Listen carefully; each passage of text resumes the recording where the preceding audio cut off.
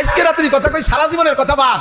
আজকে রাত্রে আমি অফিসে বাড়ি গেছি, একটু রাত হয়ে গেছে, কলিং বেল চাপতে চাপতে আমার আঙ্গুল ব্যথা হয়ে গেছে, গেট খোলে না। কাজের ভাইটাও তার রুমের মধ্যে আলাদা টেলিভিশন, সে সেখানে আছে আরামে এসে, তারও কানে যায় না। দোতলা থেকে পাশের বাড়ির মহিলাটাকে বলছে, হ্যাঁ আমাকে মা সারাইছে গেটে বা টাকাটাকি করতেছে, কানে যায় না। এরপরে আসলো মহিলা আইসা দরজাটা এমন ভাবে খুলে দিয়ে একটা ঝামটা মারিয়া মুখ খান বুতুম পেশার মতো করিয়া পাশা ফিরেই যে ভগবত করে চলে গেলো। সালাম কালাম তো সেও জানে না, আমিও জানি না। যাইয়ে তার রুমে যে দরজা আটকায় দিছে, আমি যাই ফ্রেশ হলাম, নিজে নিজে ফ্রেশ হইয়া এরপরে ডাইনিং রুমে গিয়ে দেখি খাবার দাবার বিলাইতি খাওয়ার মতো, কোনোটা আছে কোনোটা নাই, ভাঙটা ভুংটো, মাছ টাকার কম কিনি না, পয়সা তো অভাব নাই, এসব কিনি অনেক সুন্দর, কিন্তু সেভাবে আমি এক রাত্রেরও খানা পাই না। খানা খাইতে বসছি, তরি তরকারি যা পাইছি না পাইছি, লবণের বাটিটা খুঁজে পাচ্ছি না।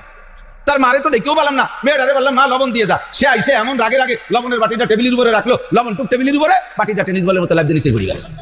যার সময় কয় তুমি বাসায় না থাকলে আমরা বলো নিরাপদ থাকি, তুমি এসে খালি ডিস্টার্ব করো, আমার ডিপ জলের একটা শুটিং ছুটি গেল, তোমার লবণ দিতে এসে ও ডিপ জলের শুটিং ছুটি গেছে।